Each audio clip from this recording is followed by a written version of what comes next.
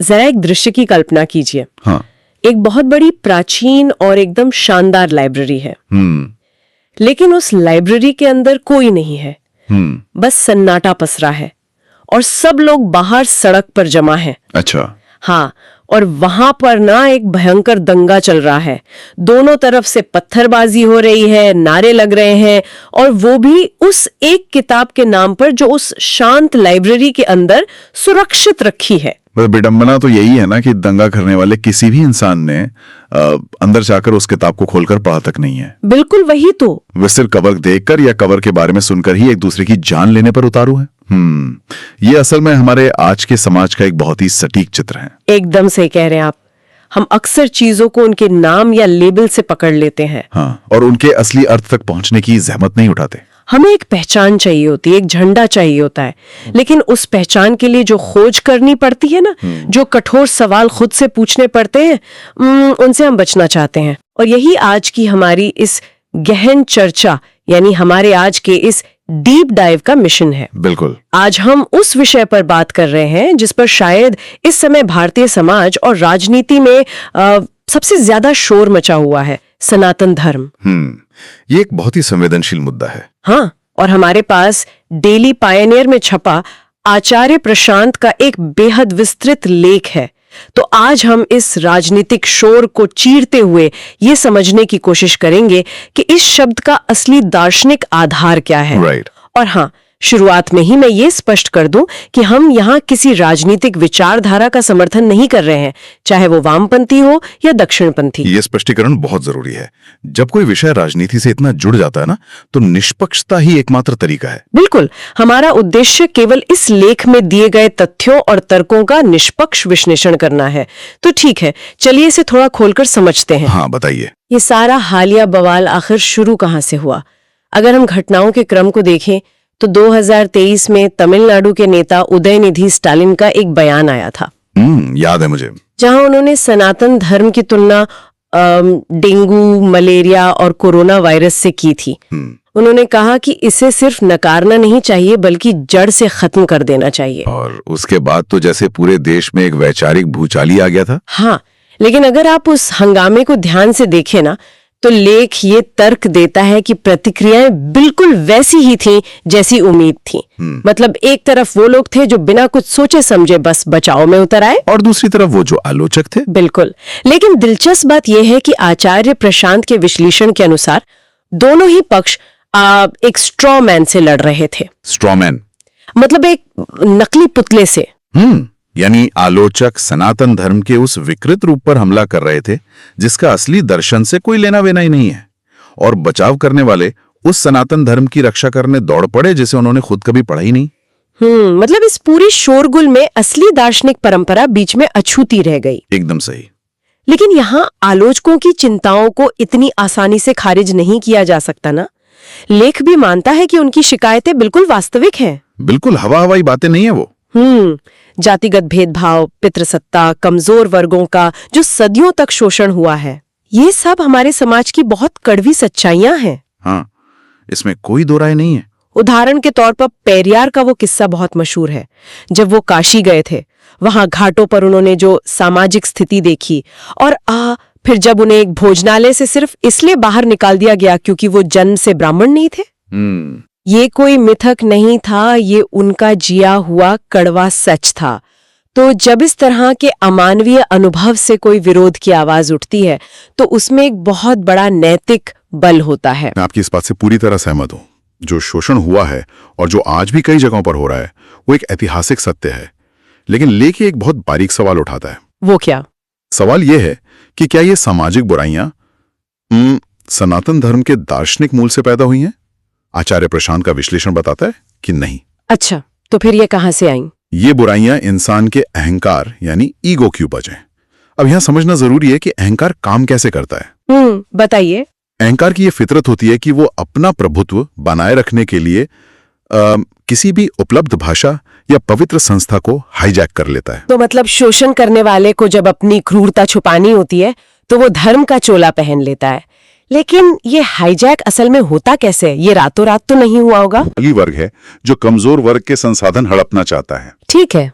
अगर वो सीधे कहेगा कि मैं ताकतवर हूं इसलिए तुम्हारा शोषण करूंगा, तो क्या होगा? तो जाहिर है विद्रोह हो जाएगा। बिल्कुल। इसलिए इंसान दूसरों पर राज करने के लिए धर्म और ईश्वर की भाषा का इस्तेमाल करना सीख जाता है। वे कहते हैं, ईश्वर ने ही ये व्यवस्था बनाई है, अगर तुम मेरी सेवा नहीं करोगे तो तुम्हें पाप लगेगा। ओह, तो इस तरह एक विशुद्ध दर्शन को सत्ता के टूल में बदल दिया जाता है। बिल्कुल। और जब शोषण और धर्म को इस तरह आपस में गूंथ दिया जाता है ना, तो आलोचक को लगता है कि शोषण पर हमला करना मतलब धर्म पर हमला करना है। जबकि शोषक वर्ग और जिस दार्शनिक परंपरा को उसने हाईजैक किया है, वो दोनों बिल्कुल अलग चीजें हैं। इसे सुनकर ना मुझे एक बहुत दिलचस्प उदाहरण याद आ रहा है। हाँ, बताइए। ये वैसा ही है जैसे किसी झोला छाप डॉक्टर के गलत इलाज से किसी मरीज की जान चली जाए और उस घटना के बाद हम उस झोला छाप डॉक्टर को सजा देने के बजाय पूरी मेडिकल साइंस को ही झूठा करार दे दें और सारे अस्पतालों को बंद करने की मांग करने लगे। बहुत ही प्रभावशाली तुलना है ये, है ना? मतलब हम दवा को इसलिए नाली में फेंक रहे हैं क्योंकि किसी लालची इंसान ने उसी बॉटल में जहर मिला के पिला दिया था। तो एकदम सटीक बात कही आपने। आलोचक अक्सर यही तर्क देते हैं कि जब समाज में हर जगह धर्म के नाम पर जहरी जहर बिक रहा है, तो उस असली दवा की बात करने का क्या फायदा? राइट। लेकिन लेख का जवाब यह है कि दवा आज भी अलमारी में सुरक्षित रखी है। समाज ने उसे इसलिए नहीं छुआ क्योंकि उस दवा को पीना यानी उस असली दर्शन को समझना बहुत मुश्किल है। अच्छा, ये उस दवा की नहीं, उन लोगों की कमजोरी है जिन्होंने सच्चाई का सामना करने के डर से कभी बॉटल खोली ही नहीं। तो फिर वो दवा आखिर है क्या? अगर जातिवाद या अंधविश्वास इस धर्म का मूल नहीं है, तो लेख के आधार पर सनातन धर्म का वास्तविक अर्थ है क्या? इसके लिए हमें इन शब्दों की जड़ों तक जाना होगा। लेख स्पष्ट करता है कि धर्म का अर्थ कोई संप्रदाय या रिलीजन नहीं है। फिर क्या है? इसका मूल अर्थ है जिसे धारण किया जा सके, यानी जो हमारे अपने अस्तित्व के प्रति हमारा दायित्व है। और सनातन का अर्थ है वो जो समय या परिस्थिति से परे हमेशा सत्य हो। रस्मों रिवाज या सामाजिक नियम गांव और सदी के हिसाब से बदल सकते हैं, लेकिन जो चीज तक्षशिला के एक प्राचीन नागरिक से लेकर आधुनिक टोक्यो के एक कॉर्पोरेट कर्मचारी तक हर इंसान में बिल्कुल एक जैसी है, वो है मानव मन की आंतरिक स्थिति। मानव मन की आंतरिक स्थिति? इसका मतलब क्या हुआ?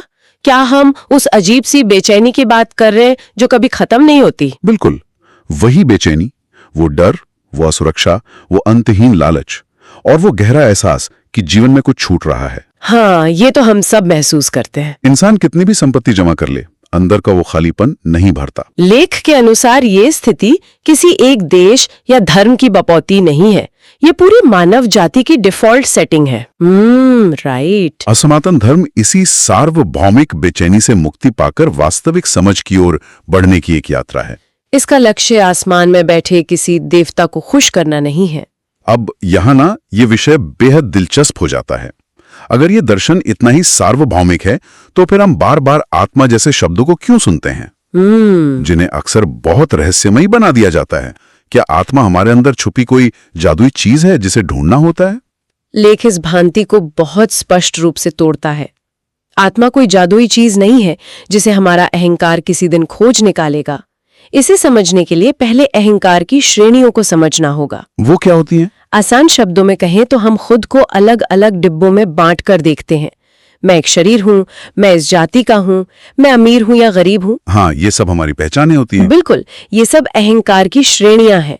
लेख समझाता है कि आत्मा असल में इन सारी श्रेणियों की यानी इस अहंकार की पहुंच की अंतिम सीमा है। अच्छा, जहां अहंकार की ये सारे डिब्बे खत्म हो जाते हैं, जहां इंसान का ये सीमित सोचना शांत हो जाता है, उस शुद्ध अवस्था को आत्मा कहा गया है।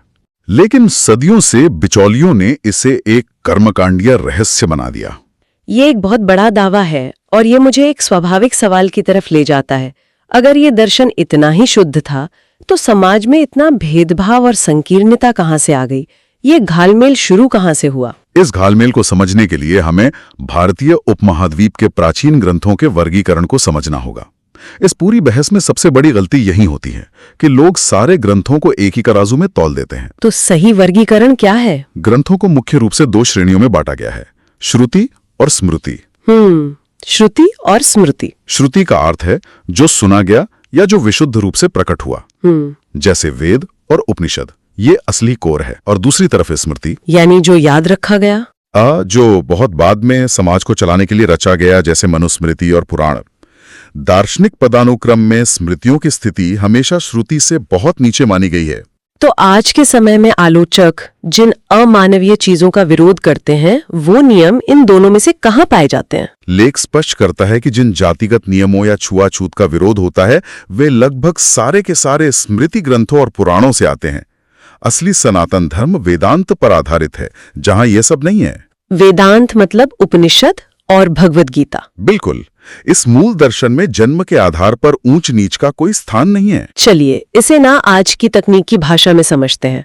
क्या हम इसे ऐसे समझ सकते हैं कि श्रुति एक बेहतरीन और एकदम क्लीन ऑपरेटिंग सिस्टम था? बहुत बढ़िया उदाहरण है। और फिर हजारों सालों के इस्तेमाल में समाज के स्वार्थी लोगों ने स्मृति के रूप में उसमें बहुत सारे थर्ड पार्टी वायरस या ब्लोटवेयर इंस्टॉल कर दिया। एकदम सही। और आज स्थिति ये है कि समाज उस ब्लोटवेयर को ही असली सॉफ्टवेयर मान बैठा है और उसी के आधार पर पूरी मशीन को गालियां दे रहा है।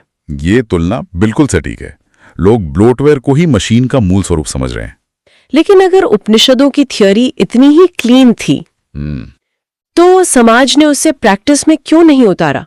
अगर हजारों सालों से 99% लोग इस ब्लोटवेयर को ही जी रहे हैं, तो हम केवल थ्योरी के नाम पर उन ग्रंथों को क्लीन चिट कैसे दे सकते हैं? ये एक बहुत ही तीखा और जरूरी सवाल है, लेकिन इसका उत्तर मानव मनोविज्ञान के जरिए देता है।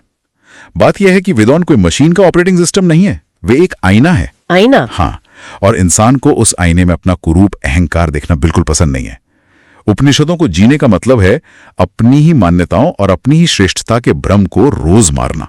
जो कि बहुत मुश्किल काम है। बेहद मुश्किल। इसके विपरीत स्मृति के नियम बहुत आसान हैं। वे आपके अहंकार को सहलाते हैं। वे आपको बताते हैं कि सिर्फ किसी खास घर में जन्म लेने से आप दूसरों से श्रेष्ठ हैं। तो समाज ने स्मृति को इसलिए चुना क्योंकि वे मेहनत नहीं करना चाहते थे। बिल्कुल। इंसान अपनी फितरत से उस रास्ते पर चलना चाहता है जहां उसका अहंकार सुरक्षित रहे। तो मूल ग्रंथों में ऐसा क्या है जो अहंकार पर इतनी गहरी चोट करता है? पूछताछ की वो विधि क्या है जिसके लेख बात कर रहा है? इसे समझने के लिए कठोपनिषद का एक बहुत ही शानदार उदाहरण लेते हैं। वहां एक छोटा सा लड़का है, नचिकेता। वह मृत्यु के देवता यम के सामने खड़ा है और उनसे सत्य पूछता है। यमराज उसे टालने के लिए दुनिया भर के प्रलोभन देते हैं, अथाह धन, विशाल राज्य, लंबी उम्र, सब कुछ। और नचिकेता उन सबको ठुकरा देता है, राइट? बिल्कुल। वो कहता है कि ये सारी भौतिक चीजें तो कल नष्ट हो जाएंगी, इनसे मेरी ज्ञान की प्यास कैसे बुझेगी? यही सनातन धर्म की असली विधि है। जब तक आप झूठे दिलासों को खारिज नहीं करेंगे, सत्य प्रकट नहीं होगा। वाह। और अगर हम जाति की बात करें तो लेख वज्र सूचिका उपनिषद का जिक्र करता है। यह सीधे सवाल करता है कि आखिर जाति क्या है? क्या शरीर की कोई जाति होती है? नहीं, क्योंकि शरीर तो सबके एक ही 5 तत्वों से बने हैं। सही कहा। तो उपनिषद का निष्कर्ष है कि जाति केवल अज्ञानियों द्वारा बनाया गया एक निर्माण है। मैंने सुना है कि अष्टावक्र गीता भी कुछ ऐसा ही कहती है। हाँ, अष्टावक्र गीता सनातन दर्शन के सबसे शुद्ध रूपों में से एक है। आप उस ग्रंथ में कहीं भी जन्म के आधार पर भेदभाव खोज कर दिखा दीजिए, आपको नहीं मिलेगा। सच में हैरान करने वाला है ये।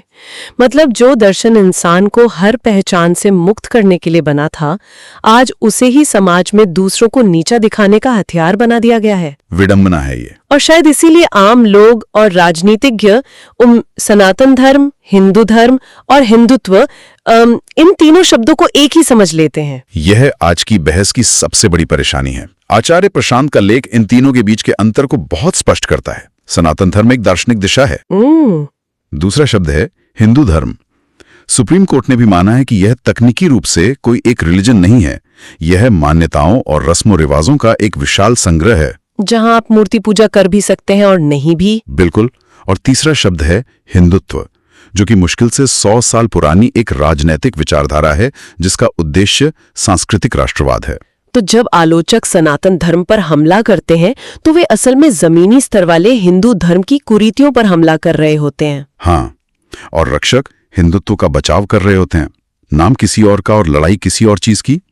और इस अज्ञानता के कारण एक और खतरनाक प्रवृत्ति जन्म ले रही है, जिसे लेख सनातन धर्म का अब्राहमीकरण कहता है। अब्राहमीकरण, इसका क्या मतलब है? मतलब सनातन परंपरा को इब्राहिमी धर्मों जैसे ईसाईयत या इस्लाम के ढांचे में ढालने की कोशिश। अच्छा, जैसे गीता को हिंदुओं की बाइबल कहना? बिल्कुल। या संडे स्कूल की तर्ज पर क्लास चलाना, धर्मांतरण की बातें करना, जबकि सनातन परंपरा में एक ही पवित्र किताब या पैगंबर का कॉन्सेप्ट कभी था ही नहीं। तो लोग अपनी ही परंपरा को दूसरों की तरह क्यों बनाना चाहते हैं? क्या ये सिर्फ राजनीति है? राजनीति तो है ही, क्योंकि भीड़ को वोट बैंक बनाना आसान होता है, लेकिन लेख इसके पीछे इंफीरियोरिटी कॉम्प्लेक्स या हीन भावना की बात करता है। हीन भावना कैसे? भारत ने सदियों तक औपनिवेशिक शासन झेला है, तो आज के रक्षक अवचेतन रूप से उन्हीं आकाओं के ढांचे से प्रभावित हैं। ये नकल ही प्रमाण है कि आप सिर्फ एक वैश्विक भीड़ का हिस्सा बनना चाहते हैं। तो संगठित धर्मों और सनातन दर्शन के मूल ढांचे में बुनियादी फर्क क्या है? फर्क यह है कि संगठित धर्म ईमान पर आधारित होते हैं, यानी जो किताब में लिख दिया उसे बिना सवाल किए मान लेना। और सनातन धर्म? सनातन धर्म जिज्ञासा पर आधारित है। एक सच्चा सनातनी वो है जो अपनी ही गहरी मान्यताओं पर सबसे तीखे सवाल उठाए। ओहो, तो इस सब का असल मतलब क्या है?